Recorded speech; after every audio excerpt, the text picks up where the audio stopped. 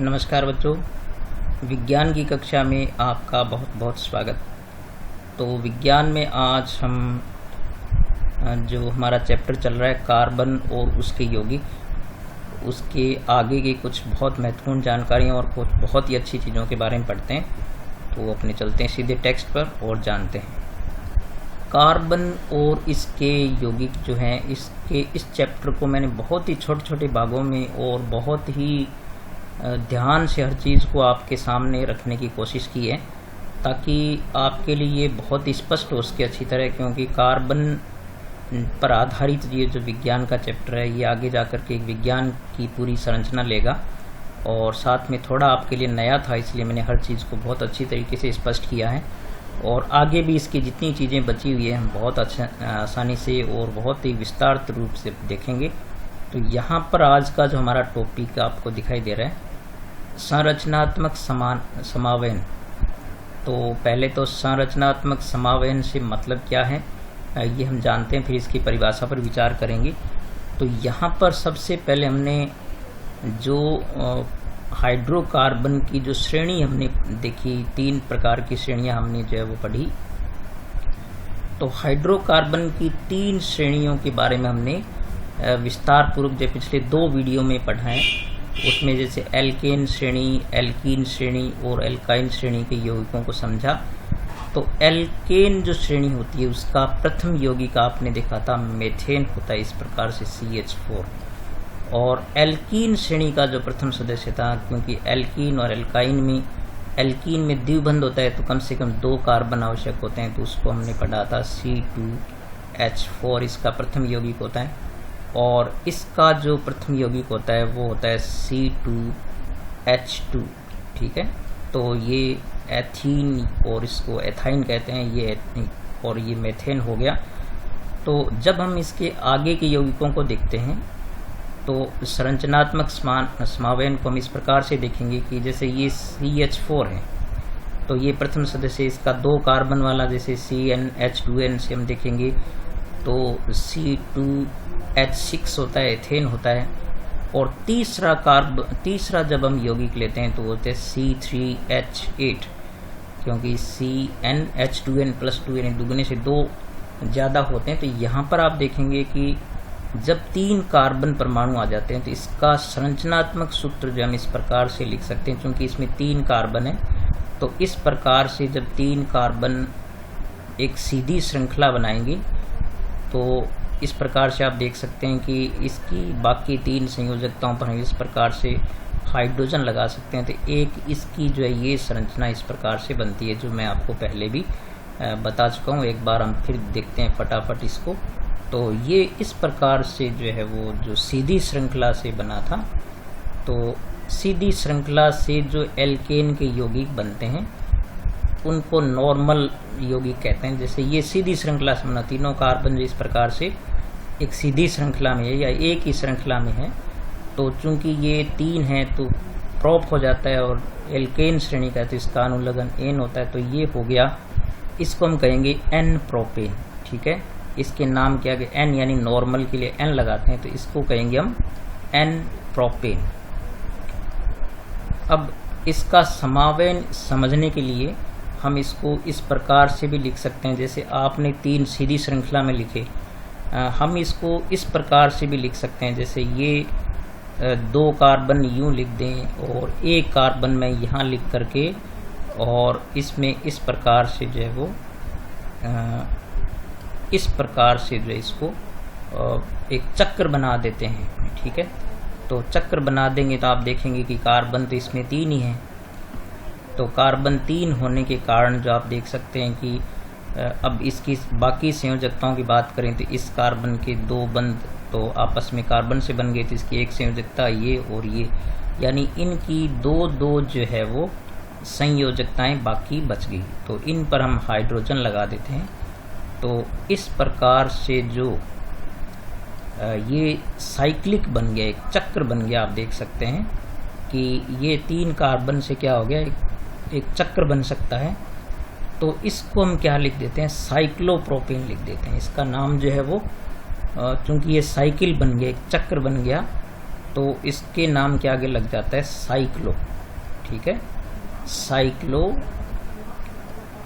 और ये हो गया साइक्लोप्रोपेन।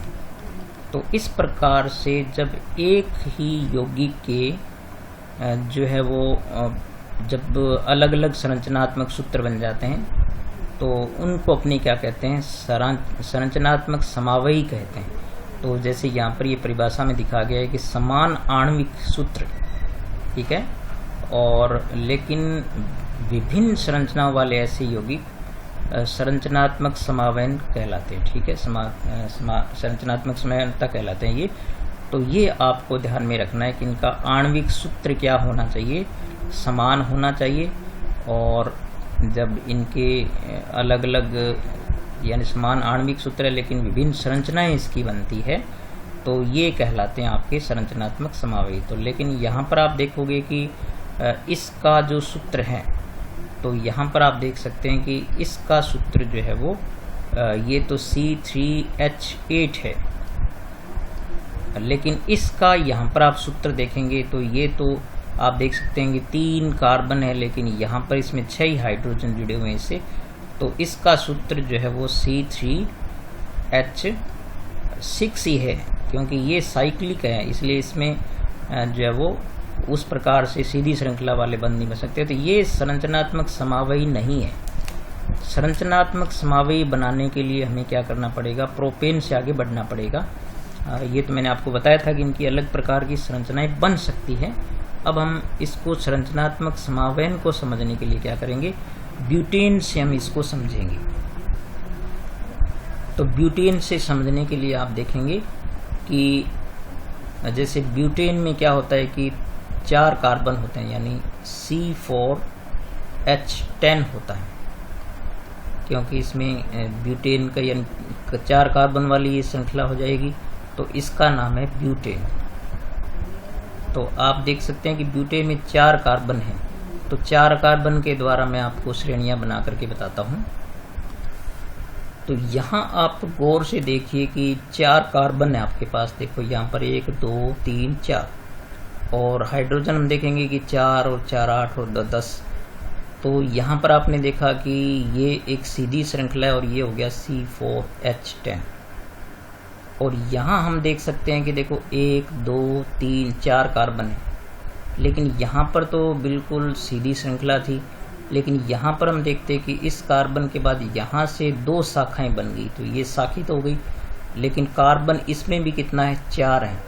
तो इसमें हम देख सकते हैं कि 4 कार्बन है। हाइड्रोजन यदि गिनेंगे तो आप देख सकते हैं कि देखो 1 2 3 4 5 6 7 8 9 10, और इस प्रकार से ये 11 हो गए क्या, यानी 1 2 3 4 5 6 7 8 9 10।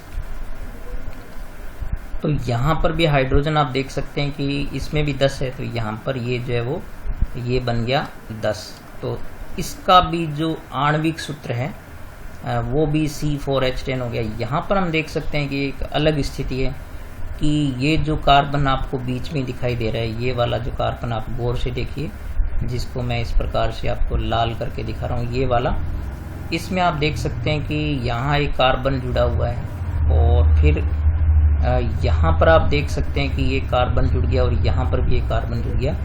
तो ये जो बीच वाला कार्बन है वो 3 अन्य कार्बन से जुड़ा हुआ है, ठीक है। तो यहाँ पर तो एक कार्बन अधिकतम 2 कार्बन से जुड़ा हुआ है, जैसे आप बीच वाले कार्बन को देख सकते हैं। यहाँ एक कार्बन 3 से जुड़ गया और यहाँ एक कार्बन जो है वो अन्य 3 कार्बन से और जुड़ गया। तो यहाँ पर एक संरचना बन गई, और ये भी यहाँ पर एक संरचना बन गई। तो यहाँ पर आप देख सकते हैं कि ये और ये दोनों संरचनाएं तो एक ही जैसी है, क्योंकि ये 3 इससे जुड़े हुए हैं, यहाँ भी इससे 3 तरफ जो है वो जुड़े हुए हैं तीनों। तो यहाँ पर आप देख सकते हैं कि इसमें भी सूत्र तो वही है, C4H10। तो इस प्रकार से ये सीधी श्रृंखला वाला है, तो ये कहलाएगा N ब्यूटेन, ठीक है। ये हो गया N ब्यूटेन, यानी सीधी श्रृंखला का होता है तो वो N ब्यूटेन होता है। और जब एक कार्बन परमाणु अन्य 3 से जुड़ जाता है, ठीक है, तो यहाँ पर आप देख सकते हैं इसकी तरफ 3 है, तो 3 वाला जो है ये आइसो हो जाता है, तो इसको हम लिखते हैं आइसो ब्यूटेन, ठीक है। इसको हम लिखेंगे आइसोब्यूटेन। तो और इसमें ब्यूटेन में 2 ही बनते हैं, नॉर्मल और आइसो। नॉर्मल ब्यूटेन हो गया या आइसोब्यूटेन हो गया। और पेंटेन जब आएगा तो उसमें नियो पेंटेन हो जाता है, उसमें एक कार्बन परमाणु अन्य 4 से जुड़ जाता है। तो यहाँ पर अब संरचनात्मक समावेन को हम यूँ समझेंगे कि समान आणविक सूत्रों, जैसे आप देख सकते हैं कि इन दोनों संरचनाओं का आणविक सूत्र तो समान है, और ये तो मैंने इसी श्रृंखला वैसे बनाया, तो ये भी आइसोब्यूटेन हो गया। तो समान आणविक सूत्रों लेकिन विभिन्न संरचनाएं, ठीक है, संरचनाएं अलग अलग हो, जैसे ये सीधी है, ये साखित है, तो इस प्रकार के यौगिक हैं वो क्या कहलाते हैं, संरचनात्मक समावयी कहलाते हैं। ठीक है, और ये जो परिघटना है इसको हम कहते हैं संरचनात्मक समावयन कहते हैं। और इस प्रकार के यौगिक होते हैं उनको क्या बोलते हैं, संरचनात्मक समावयी कहते हैं। तो ये भी याद रखें कि ये जो दोनों यौगिक हैं ये क्या हो गए, इसको हम नाम देंगे संरचनात्मक समावयी। ठीक है, और ये घटना जो है वो संरचनात्मक समावयन कहलाता है, और ये जो यौगिक होते हैं इस प्रकार के वो कहलाते हैं संरचनात्मक समावयी। तो ये आप परिभाषाएं याद रखेंगे। तो ये दोनों क्या हो गए, संरचनात्मक समावयी हो गए। और इसी प्रकार से हम पेंटेन को भी बना सकते हैं। तो मैं आपको पेंटेन का एक सूत्र बना करके बताता हूँ। अब आप इसको गौर से देखिए कि ये बीच में आपके पास यहाँ पर एक कार्बन है, इसके चारों तरफ से ये एक एक कार्बन से जुड़ा हुआ है। तो इसमें कुल 5 कार्बन हो गए, यानी ये पेंटेन श्रेणी का हो गया। यानी वैसे तो ये क्या हो गया, अपने इसको कह सकते हैं 5 वाला क्या होता है, पेंटेन श्रेणी का हो गया ये। तो पेंटेन में भी इस प्रकार से हम एक सीधी श्रृंखला बना सकते हैं तो वो नॉर्मल पेंटेन हो जाएगा। एक ऐसे हम बना सकते हैं जो एक कार्बन जिसमें 3 से जुड़ जाए तो वो आइसो पेंटेन हो जाएगा। यहाँ पर आप देख सकते हैं कि जब एक कार्बन परमाणु अन्य 4 से और जुड़ जाए तो जो इस प्रकार के यौगिक बनते हैं वो कहलाते हैं नियो पेंटेन कहलाएंगे, नियो समावयी कहलाएंगे। ठीक है, तो इसका हम नाम क्या दे सकते हैं, इसका भी सूत्र तो क्या रहेगा, पेंटेन का सामान्य सूत्र जो होता है वो C5H12 होता है। तो यहाँ भी आप देख सकते हैं कि C5H12 ही है, लेकिन इसकी श्रृंखला जो है वो एक कार्बन परमाणु अन्य 4 से जुड़ गया, तो इसको क्या नाम देते हैं, नियो पेंटेन नाम देते हैं। तो नियो पेंटेन।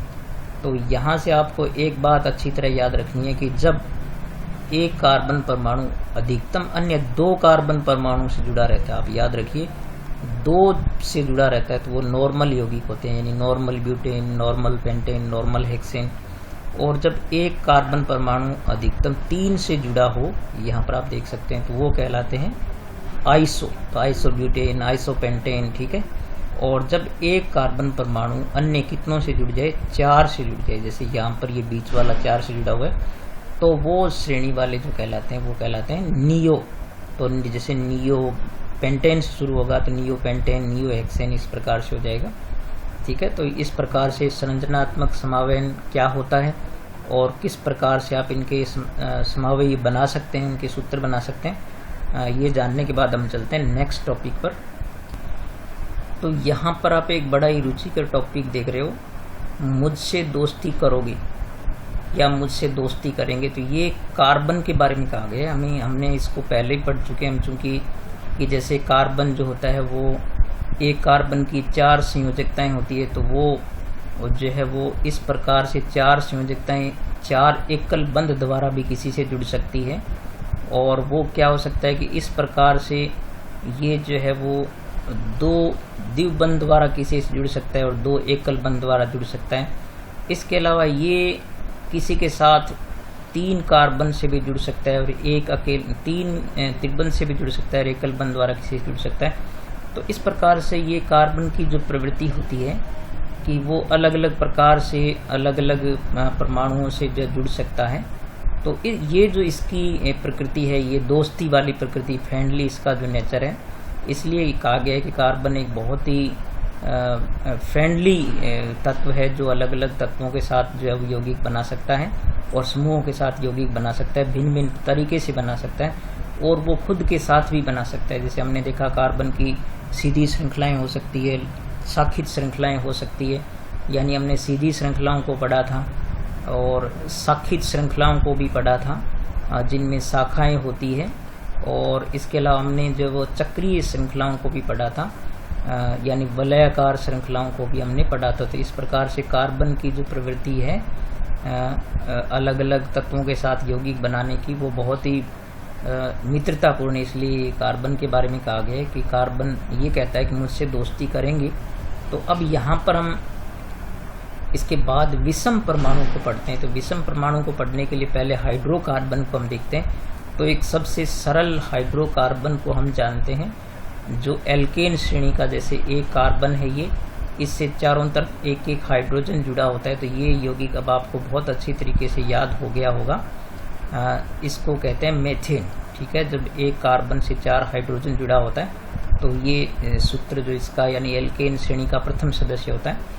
तो इसमें क्या होता है कि अलग अलग प्रकार के तत्व जो हैं, क्योंकि कार्बन सभी से दोस्ती करना चाहता है, तो इसको यदि आप ये समझिए कि मान लीजिए इस कार्बन को यहाँ से हटा करके कोई दूसरा तत्व यहाँ पर जुड़ जाता है, तो वो जो तत्व यहाँ से कार्बन को हटाएगा, हाइड्रोजन को हटाएगा और खुद इसके साथ यौगिक बना लेगा, तो उसको हम कहते हैं विषम परमाणु कहते हैं। ठीक है, तो आप विषम परमाणु को समझ लीजिए इस प्रकार से कह सकते हैं कि हाइड्रोकार्बन में से जो हाइड्रोजन परमाणु को हटाने वाले तत्व को क्या कहते हैं, हम विषम परमाणु कहते हैं। जैसे सपोज कीजिए कि यहाँ से जो है वो हम इसको इस प्रकार से लिखें कि ये कार्बन था, इसके ये 3 हाइड्रोजन इस प्रकार से पड़े हैं।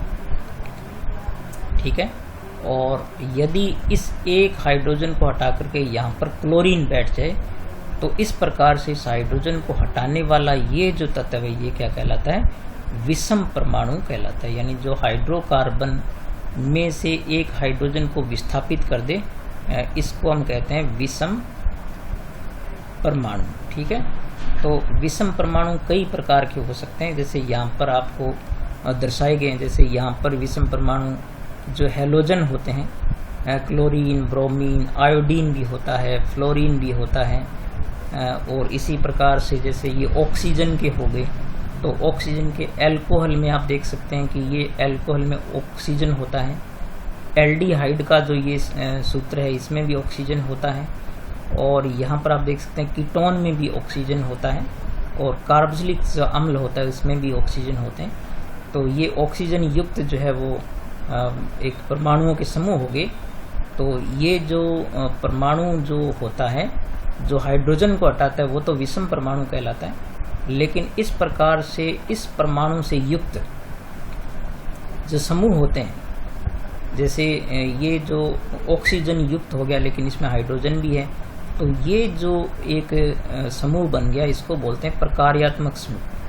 तो जब ये हाइड्रोजन को हटाता है यहाँ से, तो ये किसी श्रेणी को एक विशेष गुण प्रदान कर देता है, और इसलिए इसको क्या बोलते हैं, प्रकार्यात्मक समूह कहते हैं। ठीक है, जो एकल परमाणु होता है जैसे ये तो कहलाता है विषम परमाणु, लेकिन विषम परमाणु युक्त जो समूह होते हैं जो एक एल्केन श्रेणी को एक विशेष गुण प्रदान कर देते हैं, उनको बोलते हैं प्रकार्यात्मक समूह। तो ये प्रकार्यात्मक समूह की परिभाषा आप अच्छी तरह याद रखें। जैसे हम यहाँ से इसको समझें कि हम इसको इस प्रकार से लिख दें कि ये जो कार्बन था आपके पास, इसके 3 तरफ हम हाइड्रोजन यहाँ पर लिख देते हैं, और यहाँ पर इस प्रकार से ये जो है यहाँ पर हम OH जोड़ देते हैं, ये वाला। ठीक है, तो OH जोड़ देने से ये जो यौगिक बन गया इसका हम सूत्र, अणु सूत्र इस प्रकार से लिख सकते हैं CH3, क्योंकि 3 हाइड्रोजन जुड़े हुए हैं, साथ में कौन हो गया, OH। तो ये हो गया आपका एल्कोहल, तो इसका नाम हो जाता है मेथिल एल्कोहल। ठीक है, मेथिल एल्कोहल। ठीक है, तो इस प्रकार से ये जो समूह हैं जो एक विशेष गुण प्रदान कर देते हैं एल्केन श्रेणी को, तो इसीलिए इनको क्या कहते हैं, प्रकार्यात्मक समूह कहते हैं। और आप याद रखें कि जो एल्केन होते हैं जितने भी, तो एल्केन में आप जानते हैं कि जब एक हाइड्रोजन परमाणु हट जाता है उसमें से, तो आप देख सकते हैं कि जैसे एल्केन श्रेणी का सामान्य सूत्र होता है CnH2n+2 होता है। तो इसमें से जब एक हाइड्रोजन निकल जाता है तो ये रह जाता है पीछे H2N+1 रह जाता है। तो इस प्रकार के सूत्र वाला जो होता है इसको बोलते हैं एल्किल समूह। क्या बोलते हैं इसको? एल्किल समूह कहते हैं इसको, ठीक है। तो ये जो एल्किल समूह इसको हम इस प्रकार से यहाँ देखें कि मान लीजिए हमारे पास एक मेथेन है। मेथेन को हम यहाँ समझ चुके हैं। मान लीजिए एल्केन, हमारे पास जो एल्केन श्रेणी का दूसरा सदस्य होता है एथेन। तो एथेन तो ये एल्केन श्रेणी का सदस्य हो गया। इसका सूत्र इस तरीके से हम लिखेंगे तो एथेन में 2 कार्बन होते हैं। तो जब 2 कार्बन होंगे तो 2 दूनी 4 और 6 हाइड्रोजन होंगे तो C2H6 हो गया।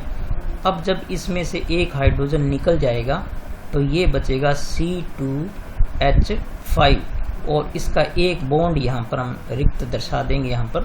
तो इस प्रकार से जो ये बन गया, क्योंकि एथेन था और एथेन से ये बन जाएगा एथिल, ठीक है।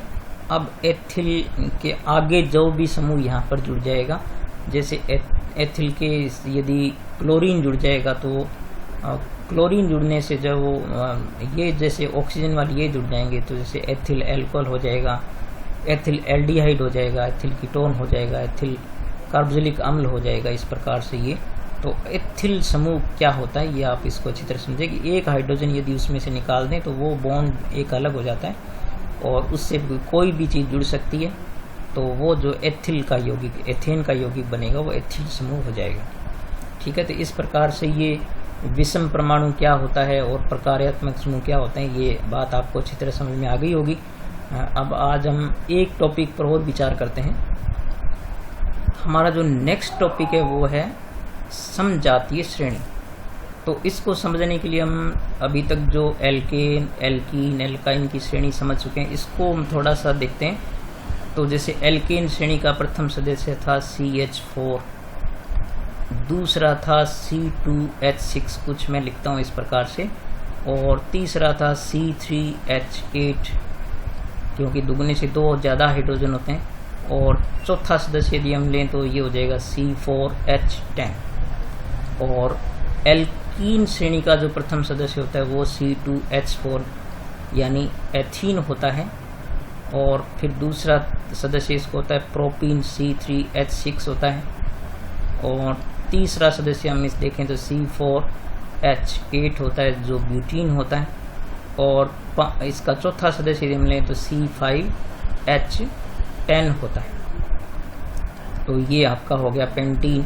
इसी प्रकार क्योंकि इसमें 2 से क्यों शुरू करते हैं वो हम पहले इसके बारे में बहुत जान चुके हैं। और एल्काइन श्रेणी का प्रथम सदस्य जो होता है वो C2H2 होता है जो कि एथाइन होता है। दूसरा सदस्य इसका होता है C3H4, दुगने से 2 कम हाइड्रोजन होते हैं इसमें, और तीसरा जो होगा वो होगा C4 और H6 होगा, दुगने से 2 हाइड्रोजन कम होंगे, और फिर होगा C5H8। तो आप यहाँ पर यदि गौर से देखेंगे तो गौर से यदि हम इसको देखें तो आप ये पाएंगे कि यहाँ पर आप पहले इन दोनों को देखें तो आप देख सकते हैं कि इसमें एक कार्बन का अंतर आ गया, एक तो कार्बन का अंतर आ गया। हाइड्रोजन इसमें 4 थे, इसमें 6 हो गए, तो 2 हाइड्रोजन का अंतर आ गया यानी CH2। आप यहाँ भी देखें कि यहाँ पर आप देख सकते हैं कि 2 से 3 हो गया तो एक कार्बन का अंतर आ गया, 6 से 8 हो गया तो ये भी CH2 का अंतर आ गया। और आप यहाँ भी देखेंगे तो भी 3 से 4 कार्बन हो गया, हाइड्रोजन हो गया 8 से 10, तो यहाँ भी आप देख सकते हैं कि CH2 का अंतर आ गया। इस प्रकार आपने देखा कि CH2 का अंतर आता जाता है आगे आगे वाले सदस्यों में। तो पहला, दूसरा, तीसरा, चौथा, पांचवा आप जितने भी लेंगे तो सब में कितना अंतर आएगा, CH2 का अंतर आएगा।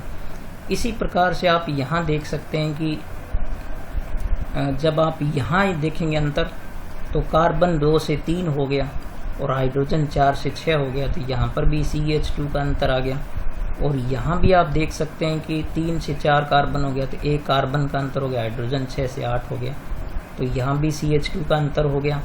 और यहाँ पर आप देखें कि 4 से 5 कार्बन हो गए, 8 से 10 हाइड्रोजन हो गए, तो यहाँ भी CH2 का अंतर हो गया। इसका मतलब ये है कि जो एल्कीन श्रेणी के यौगिक होते हैं उनमें भी कितने का अंतर होता है, CH2 का अंतर होता है। आगे उत्तरोत्तर सदस्यों में CH2 का अंतर हो गया।